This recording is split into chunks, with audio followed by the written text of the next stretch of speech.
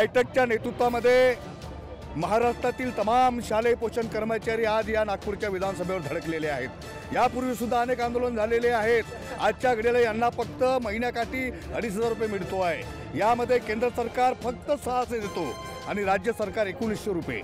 मागील वर्षी सुद्धा आपण सातत्याने आंदोलन आम्ही केलेलं आहे। मागच्या वर्षी 18 डिसेंबरला लाखो महिलांचा मोर्चा आम्ही काढला। त्यावेळेस मुख्यमंत्र्यांनी आम्हाला वेळ देऊन यांच्या मानधनामध्ये वाढ करण्याचं जाहीर केलं होतं। आज नव्याने निवडणूक झाल्या, परत तेच सरकार अस्तित्वात आलं। मागचे मुख्यमंत्री आता उपमुख्यमंत्री झाले आणि मागचे उपमुख्यमंत्री आता मुख्यमंत्री झाले, परंतु जी.आर निघालेलं नाही आणि म्हणून त्यांना अवगत करून देण्यासाठी आमचा हा स्मरण मोर्चा इथे धडकलेला आहे की तुम्ही जे बोलले होते यांचा जी.आर काढायचा, म्हणून एकच नारा जी.आर काढा हे मागणी घेऊन आलेलो आहोत। यासोबतच यांना किमान 26,000 वेतन मिळालं पाहिजे, शासकीय कर्मचाऱ्यांचा दर्जा मिळाला पाहिजे, कारण रोज शाळेमध्ये 8 घंटे काम करतायत। यांना फक्त 10 महिन्याचं मानधन मिळतो, ते 12 महिन्याचं मानधन मिळावं। सोबतच वर्षातून 2 ड्रेस कोड, ओळखपत्र, परिचयपत्र आणि शाळेमध्ये आज गावातील तमाम किंवा व्यवस्थापन समिती यांच्यावर नियंत्रण असते।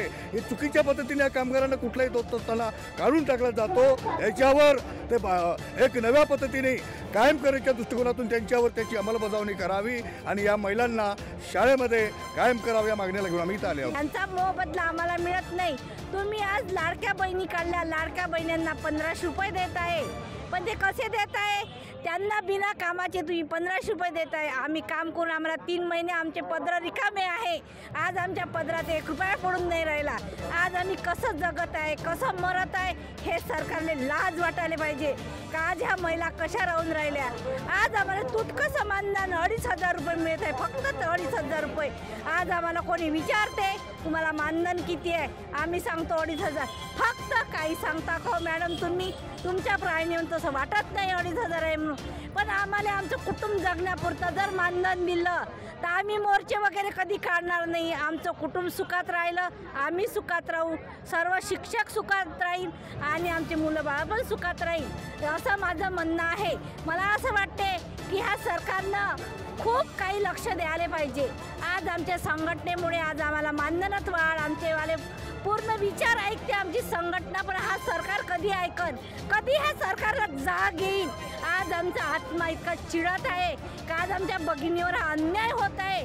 आज आम्ही बंद आयुष्य आमचं त्या खिचडी शिजवण्यात, शालेय पोषण आहार बनवण्यात गेलेला आहे। आज आम्हाला महिलांना काढून टाकत आहे का? आमचा अन्याय कोणता आहे? आज तुम्ही आमचं रक्त पेले आजपर्यंत, पण आता हा विचार करा का आज आम्हाला कशाची गरज आहे? आज आम्हाला पेन्शनची गरज आहे, आज आम्हाला आमच्या मुलाबाळांना हक्क मिळाला पाहिजे याची गरज आहे। पण हा सरकार महिलांना एक एक कमी करत आहे। शाळासुद्धा बंद करण्याच्या मागं लागला।